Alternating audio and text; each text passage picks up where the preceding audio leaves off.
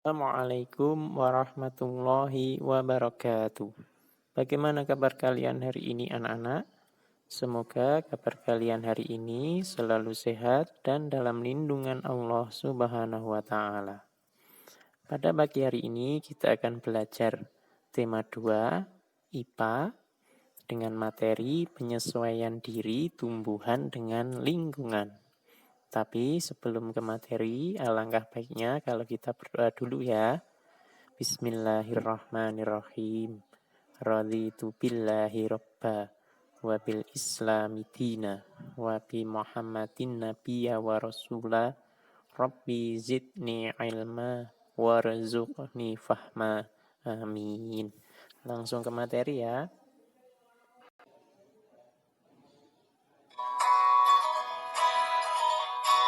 Penyesuaian diri makhluk hidup dengan lingkungan. Makhluk hidup yang ada di sekitar kita, ada yang hidup sendiri atau disebut soliter, dan ada yang hidup secara berkelompok atau yang disebut koloni.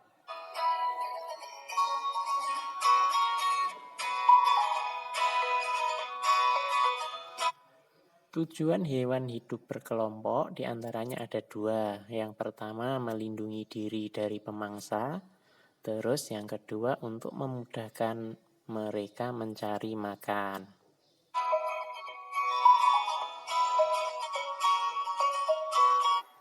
Contoh hidup yang berkelompok ya, ada semut dan gajah, mereka hidup secara berkelompok.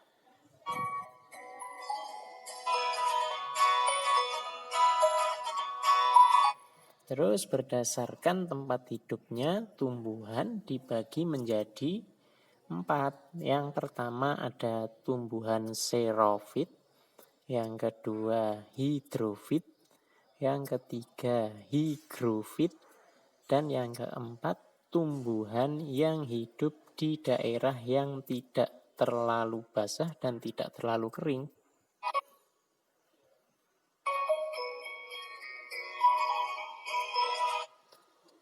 Tumbuhan melakukan penyesuaian bentuk tubuh dan fungsi tubuh untuk menyesuaikan diri terhadap lingkungannya.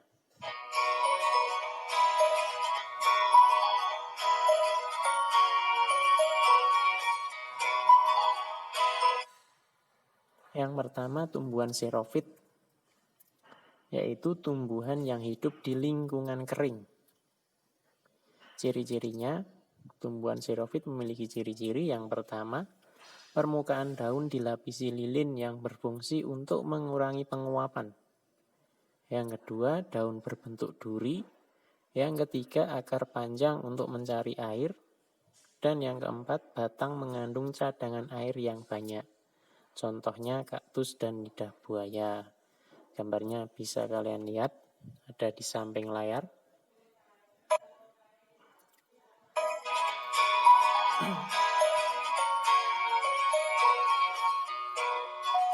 Terus yang kedua ada tumbuhan hidrofit, yaitu tumbuhan yang hidup di lingkungan air atau berair ya. Ciri-cirinya, yang pertama kutikula tipis. Kutikula ini artinya daunnya ya. Terus yang kedua batang berongga agar dapat mengapung di atas air. Yang ketiga stomata banyak di kedua sisi daun. Stomata ini adalah alat pernapasan pada tumbuhan ya. Terus yang keempat daun datar agar dapat mengapung di permukaan air. Contohnya ada teratai dan enceng gondok.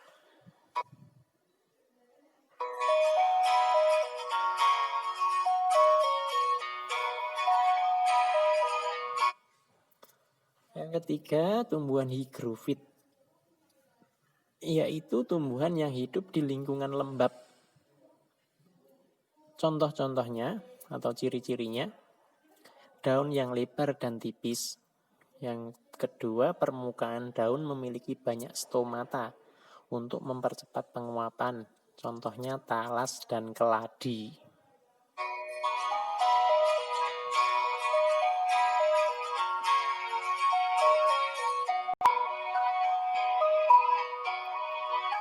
Yang keempat ada mesofit, yaitu hidup di daerah yang tidak terlalu basah dan tidak terlalu kering.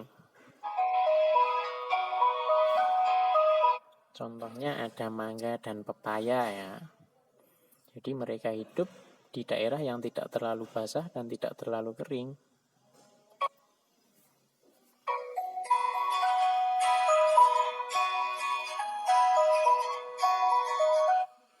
Selain untuk menyesuaikan diri terhadap lingkungan, tumbuhan juga beradaptasi untuk yang pertama menarik hewan penyerbuk.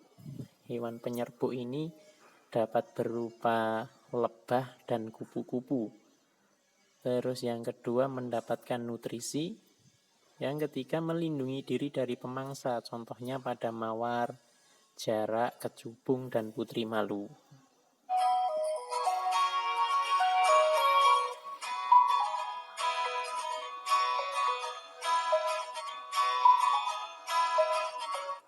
Yang pertama enceng gondok dan teratai. Kita lihat ciri-cirinya, pangkal tangkai daun memiliki banyak rongga udara untuk mempermudah mengapung di permukaan air. Terus permukaan daun dilapisi lapisan lilin yang tebal sehingga tidak akan membusuk walaupun terkena air. Terus yang ketiga, akar enceng gondok lebat dan berserabut. Fungsinya untuk menjaga keseimbangan agar tidak mudah terbalik di permukaan air.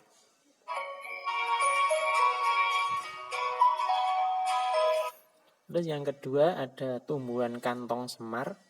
Gambarnya bisa kalian lihat seperti itu. Daun kantong semar termodifikasi membentuk kantong yang menghasilkan nektar dan enzim pencernaan. Serangga akan terjebak dalam kantung karena tertarik dengan nektar.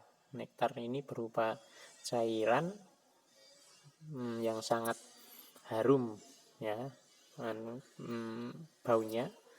Tubuh serangga kemudian tercerna oleh enzim pencernaan.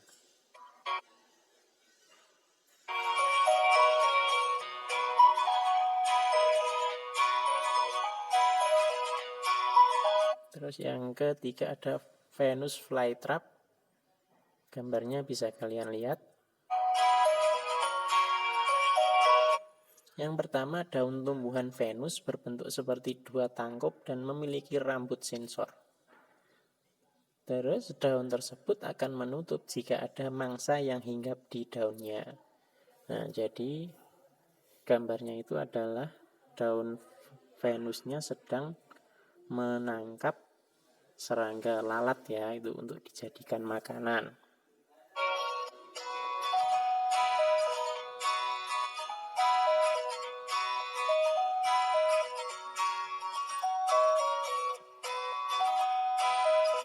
Yang keempat ada kaktus.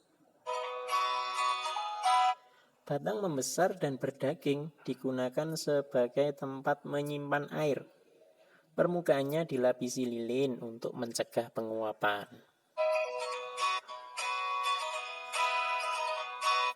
Kaktus mengurangi penguapan air lewat daun yang berbentuk duri.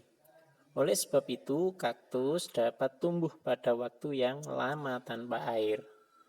Nah, jadi kaktus ini termasuk tumbuhan, yang hidup di lingkungan kering ya.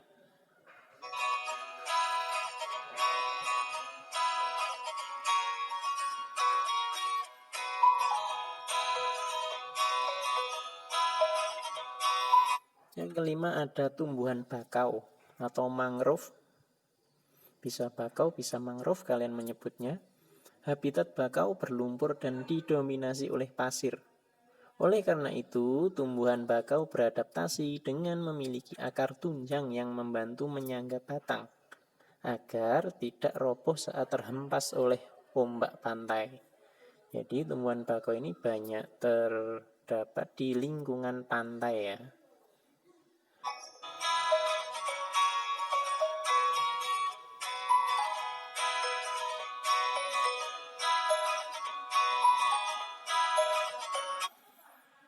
Yang keenam ada pohon jati. Pada musim kemarau atau musim sekarang ini ya, tidak ada hujan, pohon jati menggugurkan daunnya, meranggas atau rontok ya kalian menyebutnya. Daun-daun tersebut digugurkan supaya agar terhadap lingkungan yang kering dan panas. Jika daun digugurkan, penguapan air akan berkurang. Jadi kalau musim sekarang, musim kemarau juga daun pohon jati ini akan meranggas.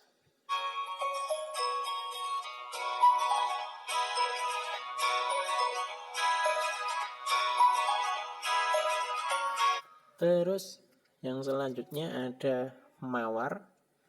Nah, mawar ini memiliki duri pada tumbuhan, berguna untuk melindungi diri dari hewan pemakan tumbuhan.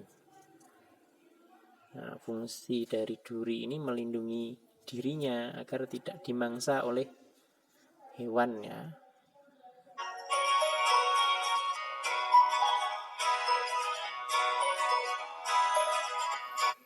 Durinya dapat tumbuh di berbagai bagian tumbuhannya seperti batang, bunganya bukan buah ya, atau daun.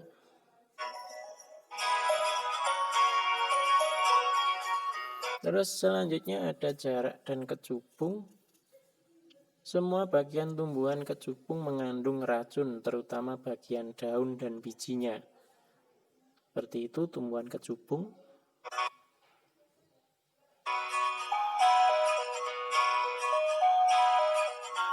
Terus selanjutnya ada zat risin pada biji jarak beracun, tetapi bermanfaat sebagai sumber bahan bakar alternatif atau biogas. Kalian bisa menemukan tumbuhan jarak ini mungkin di lingkungan sekitar kalian ya. Seperti itu.